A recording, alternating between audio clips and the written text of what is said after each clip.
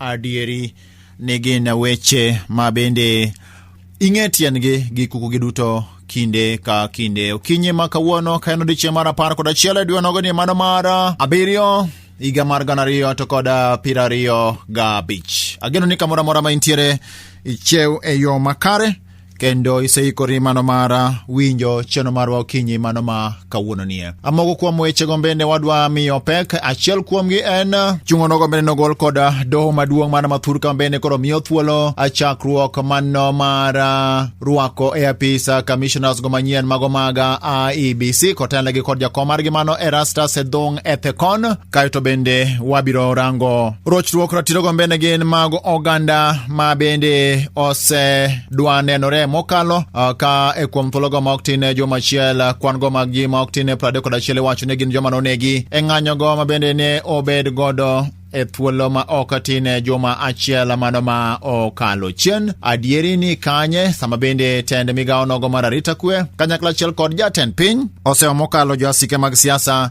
nie mosebedo kasiro moko kuom tulo ka achiel kod koko makamago aka bende jo siasa mawuok e masa mar piny Kenya to kod mago bende mobalo kod piny owacho masani onyiso jatend piny owacho ni owek luoro owek bedo kod ich wang' ni nitiere joma dwa gole oko e apisa e yoro nogo machik oko puodho kaluwore kod moluori Rigathi Gachagua bende sani ni e piny Amerika oyango ne gin gibiro mana golo jatend piny owacho masani e telo kochopo yiero maduong' mar higa mar 2027 e yoro nogo mar machik opuodho. Mopogore kod mano bende wawinjo weche ma bende medo wuok ni kod kocha nitiere joma bende dwaro mondo miyo gai mar ODM Oluor Odinga ni mondo miyo obedie e debe kochopo higa nogo mar 2027. Mano biro weyo chung'ne kanye ahinya to ka obedo ni nyaka sani gitiyo machiegni kod tend piny owacho masani mano mar Kenya Kwanza. Kaito bende wang' nwa rangi ya matina gedo mar chiro makibuye nchuwinjo kad Laktar Abala Wanga ma en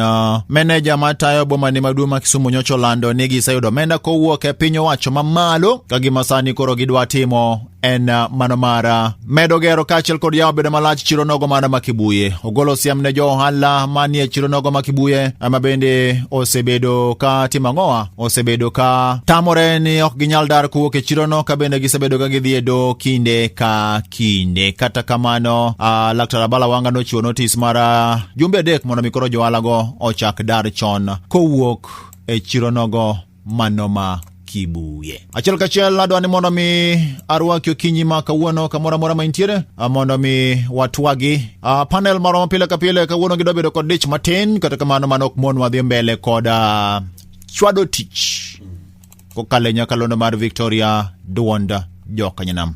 Arwaki wuod Migori County achiel kachiel oyawore wuod Migori County. Chio nango? Chio maber. Chio maber kabisa. Senior Richard Omondi Oyo. Erokamano. Yes. Achiel kachiel adwa ni mondo mi wachaki kod wach mano mar jatend piny.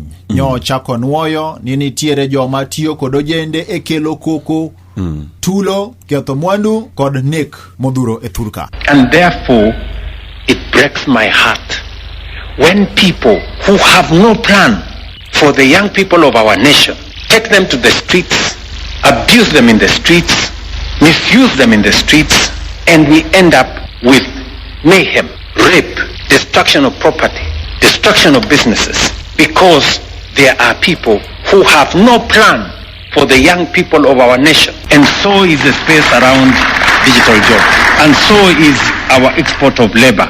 What is your plan, you people who are taking our young people to the street? Tulizane kweli? Yes, yeah, because they don't have a plan. If you ask them, they don't have a plan. They will tell you Kasongo, sijui nini, nothing. Wachaki kanyo Arizona Chenkuyo. Nyochi winjo dhok manyocha ogol kod jatend piny e kor jumanie. Yes. Kama nyocha osoko wang jo siasa mapinge monyiso gini kudwa gola apisa temuru gi yo machielo e yor demokrasia. Chaki winjo kochako nuoyo kanyo ne nitiere joma bende osebedo kod chenno mano mara kelo tule thuruka kendo loko loch mare.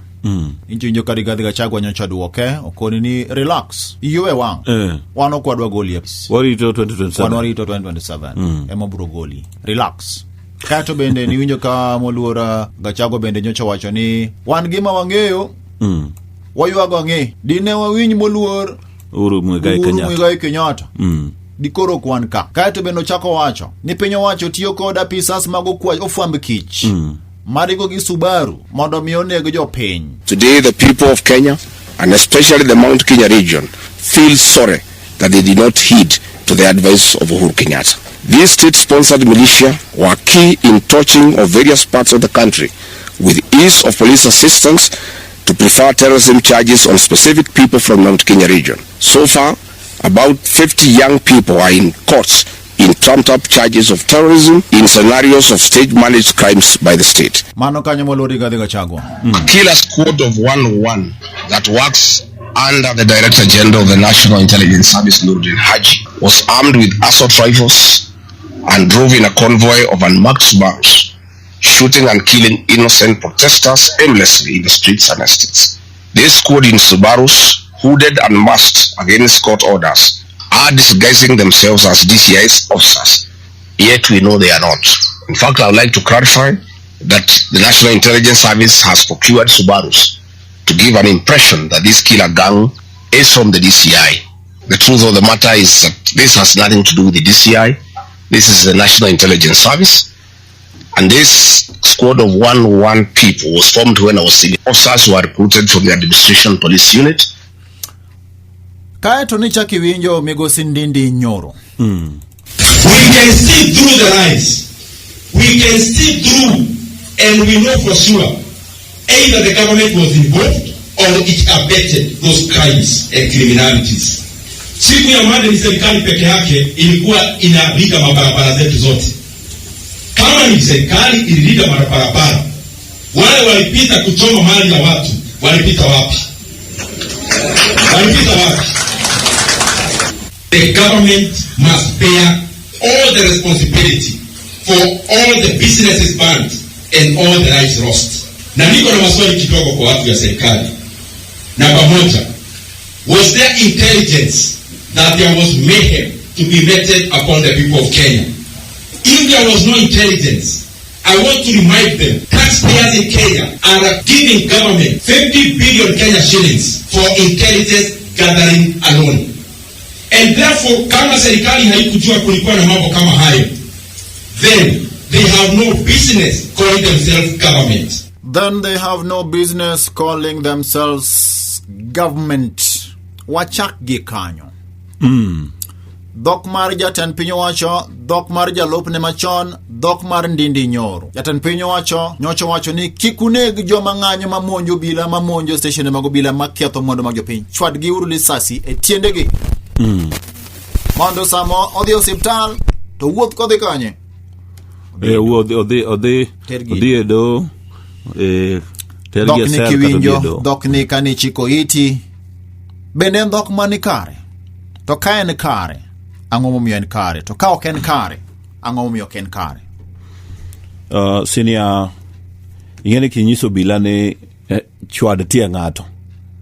Obila nyalo onyalo aim, onyalo chiko magina ne ochwado tie ng'ato to chwado wi ng'ato. Nikech oken sure ni odhi chwado ang'o. Odhi chwado tie ng'ato. Ma endi chalre issue to kill. Onge pogruok e kinda dhok manotiyo go gi dhok mane Kipchumba Murkomen otiyo godo. Still pod en mana kiwacho ni chwad tiene magina. Ere kaka en sure ni kichwado tiene no ng'ani dhi bedo mangima. Donge chwado tiende. In sure ni ng'ani nikech ichwado tiende odhi owitore mo mang'eny. Ng'ani otho. Mano endo dhi ataro mar penchike mapacho kaendi. Eyo machio kitamo. Mano dhok marach. No both gimano wacho no koso nong'e gimo wacho. No both. No wache gi mirima. Winjo ko wacho ni I am saddened. Winjo ko wacho ni chunye ok mor. No wacho gino gi mirima. To kene timre kamano. Araduoki chien kar rigiji. Sini ng'ene ka jini e keny to kenyo kethore. Dhako nyalo wacho weche mathoth. Nyalo wacho gik matimore. Nyalo golo siri modhuro mane timore. Onyalo nyaka wacho gik mane onge. Nikech mae regime ing'eni jalup jatend piny ne en running mate mar jatend piny. To kakoro sani kok iwinjo kakoro yuaga ng'e owacho ni koro ni owacho ni jogod Kenya base mose winjo ko wacho ni jogod Kenya ma yuaga ng'e dine giwinj gima jatend piny machon ne wacho. It is late. En gimodeko. Ndini Nyoro wacho ni nitiere ka gineno ka gipimo mos sama ne ji dhi ng'anyo. Piny owacho nyaka bed ni gin gi intelligence maling' nonro manyiso ni nitiere joma chano kwalo mwandu. Ang'o mane mondo gi thiro kuoma kamago manotimore ahinya nyata alwora mar God Kenya ka gichich ni piny owacho ema nopango monj ma kamago. Adiri ni kanyo. En kare, ma bende ing'eni yong'injo ko wacho ni kakoro nolore peini madonjo bune Nairobi, joge noluwo kanye. To king'iyo doho bende nogolo chik ni onge chik matamo obila lora peini madonjo e boma ne dhi ataro mar chik. King'iyo Ndini Nyoro bende ing'eni king'iyo kinde gi jatend piny bende ok ber. Mano chien kacha nomiyo gole kamati, mano jakom mar kamati mano mar bajet chande. Dho owacho adier. Kama wacho no wacho adier en ni kane ogeng'a peini ma onge donjo kamora mora. To bila ma bende wacho ni nego bende rito jopiny. Thuolo mane joge yudo senior penjiriane ma endi en duka. Dongo bila nyalo dhi to nyalo chiwo rita kata ne dukni kuonde machalo kamago eko. Wangi kana mana kuonde mideo mag piny owacho kata udi mideo. Obila thoth ginyalo ng'eyo ni kama intelligence maro nyiso ni kama inyalo monj. Ginyalo rito kuonde go eko mondo gitim ang'owa, mondo gigeng' lal mar mwandu kata weng'o mar udi. Gini en siasa, en politics, en siasa modonje gini endi. Yes. En kanyo sa ariyo maro kinyi dakika moro mo 20 to kod achiel ana nyalo wacho ni king'iyo gigi duto en wach ma samoro nyalo mako dhogi nyalo kawi gi wuoro. Piny owacho onego beni koro rito ngima jopiny kaachiel kod mwandu gi samoro amora ma gichich ni onego beni irito mwandu gi kadiponi nitiere nonno manyiso nitiere jomaundu ma samoro nyalo donjore ng'anyo ma jopiny dwa timo. Yes. To ka wang'iyo gima notimore alwora mar Masawa mar piny Kenya, Kirinyaga, agwenga go mago ma Murang'a, gwenge ma Nyeri. Kaminano ka jong'anyo ojende yako mwandu kendo nitiere ng'ama mako video kendo nitiere kaka gito mach dukni madongo moko muko to be ing'iyo gi ang'iya polise be ni mana tiere nyiso ni samoro nitiere kaka jomoko notigodo e timbe mag maundu gi. To sinia mana ka dhogi no. Ipano nyalo kawo piny owacho kata nyalo kawo migawo mar obila ndaladi mar fwenyo kata mako obed ni gin ojende, obed kata gin josiasa ma samoro chochea, nyalo kawo gi kinde marom nade? Machuok kabisa kendo mapiyo ahinya. Mapiyo. Mondo mak jogi. Yes. Kata mwandu gi obed recovered. Ma jogi bende tere do, yal, yud kod ketho, golne gi kuma ger mokalo mondo mi obed puonj ne jomoko. Ting'eni sama gigi timore, saka sama ng'anyo bagi, to gimitime onge, nyiso ni nitiere kaka oweluruok kod chik. Yes. Koro wadak e lwase mano mar chayo chik. Ma ng'ato timo gimodwaro. Itimo gimidwaro. Okonego bende timore e piny Kenya ma. To sini aka koro jatend pinye mayuak kama. Jatend migawo mar rita mayuak kama. Koro raia komo mwananchi. Biro konyore nade sini. Gimadiera inyalo paro juma mokalo. Moluor Kipchumba Murkomen, moluor William Ruto. Giduto ne gitiyo kod dhok achiel. Wang'e jomochano gigi kendo obro mako gi kendo obro golo ne kuma gi bose mak gi. Mane ma penjo ma penji, wang'eyo. Ang'e ni ng'ane motimo ma. Tibiro gi evidence ng'ane ne timo ma, tikawo ne ndamo ma chik. Kanyo otu kodwa. E juma achiel ni, nitiere wach moro mosebedo ka trend mokalo. Yes. Kama yudo ka joma wuok e God Kenya. Wacho ni wi arang'oa. #wiarango Kikuyus. Manyana, yes. Jomoko sebedo ka penjore. Nie kinde ma ne ng'anyo mopogore ne nitiere pacho kae. Kendo ni nego oganda ma wuok e dhoudi mopogore. Kendo ni iketho mwandu gi. Dipone nitiere joma sani koro dwan mondo mi ket eyo mong'eng'ore ahinya mokalo tong' midhiero kaachiel koda nek matimore alwora mar God Kenya ne jong'anyo koso joma wuok God Kenya bende gin mana jo Kenya. Ang'ome margi ni koro idwa ni onenie malich mokalo.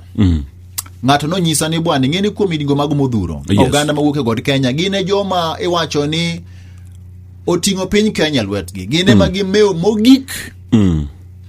Pinyo wacho bende ginyal koso mok gidonje loch edha kaka jatend piny or kaka jalup jatend pinyo wacho. Kwan gi beni malo. To ni koro sani e piny owacho masani gionge kaka jatend piny owacho kata kaka jalup jatend piny owacho. Diponi ma samoro nyalo bedo ni ich lit ma bende moko kuom gi nitiere go. Ni sani gionge loch, to gine mane gikelo ne loch masani, momiyo koro nego bende gi trend mondo nene gi oruma. Sine gimine ni wacho no, nyocha na winjo ka bende miyo moro wuoyo ka wuo gore Kenya kwa chande. Gine bende mire mane Rigathi Gachagua ne othi choko kaka jalup jatend piny. Gine mano bende kanyo kipacha. In your own opinion. Aneno kamano bende ni kaya chane. Kolo seche majoka dhie maandamano, kaen saba gidhie saba ni en rapar igi 35. Gidhie saba cha kagin gimirima e chunygi. Ni wuodwa sani onge ang'o, sani onge loch. Mane gima timore. Koro gidhie gimirima to ng'iane gini kakori ketho mwandu uwegi. Mogona supermarket. Ngano se karabuni Nairobi ntie mondo ne mano wang. Mano bende mana wuod god Kenya kwa chande. Koro ntie specific tie jomagi target. Ntie jomagi target. Kose ngeni inokiweri gi jikoni ini wero penyo wacho. Manyiso ni gin beta, gin gimirema.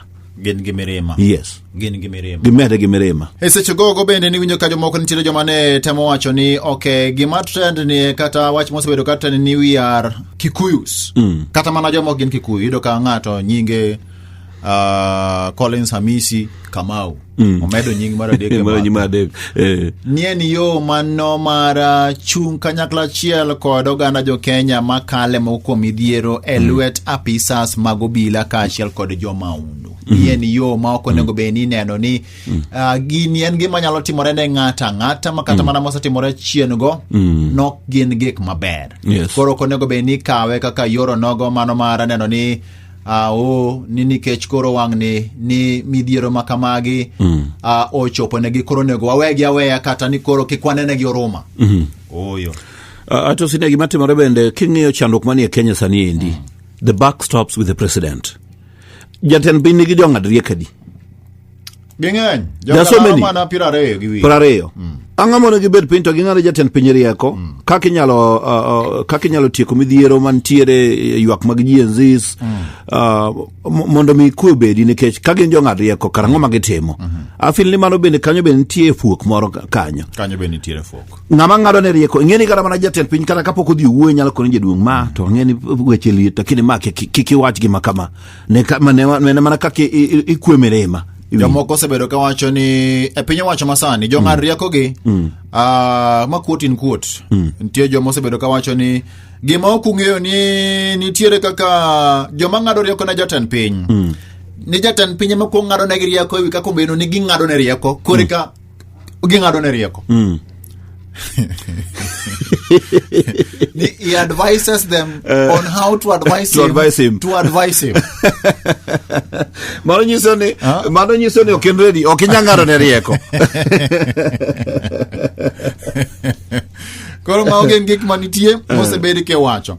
Ma in fact moko sebedo ka wacho ni gweta mara achiel kuom jong'ad rieko ne jatend piny mano moluor Moses Kuria mabende chon ne ni jaod bura mag Gatundu ma Milambo. Ochako bedo jatend migawo mochune weche go mago mag ohala kod dongruok kembe. Bang' ochako bedo jatend migawo mochung'ne jotich mag piny owacho to kod chopo dwajo piny kata service delivery. Nyogweta wa jomanie nyone no koketo picha mare ka en kanyakla achiel kod jatend piny mowacho ni jatend piny oyie na mondo atim ang'o agwetao.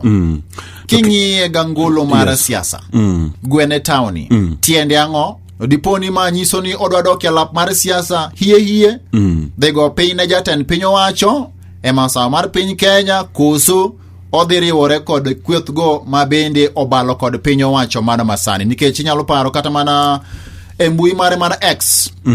King'iyo profile mare gi mokwongo ndiko mogik mokwongo there will be no elections in 2027. King'iyo picha mare kang'iye matut senior. Trust me.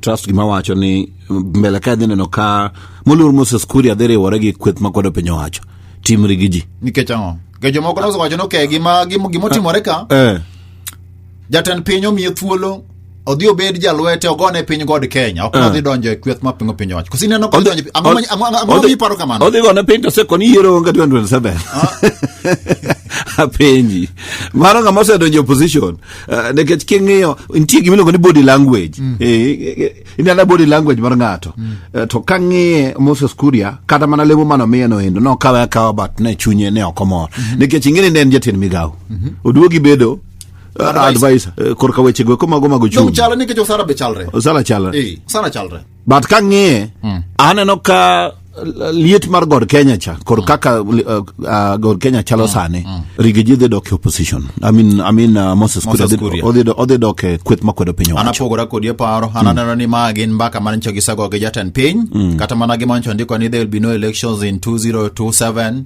en mana mar pimo tut mar pi mondi winyane gi maji wacho an gadieri ni jatan piny wacho nyocho kone ni bwana in kora dwani gwe tai we wachni kora dwani ber jalweta igona piny isede korugwe ngi winy gima mama mboga wacho wingi gima jo boda wacho mondo watimo ngowa wamany godo ombolo chakre sani kachop mele kanyo to wan bene kata rigi jini kod God Kenya te odhigo nyaka wayud moro matin mano bende nyalore pa siasa wabiro keto wangwa mondo mi wang'e ni to ma biro nyalore kata ok bi nyalore to biro chopo kanye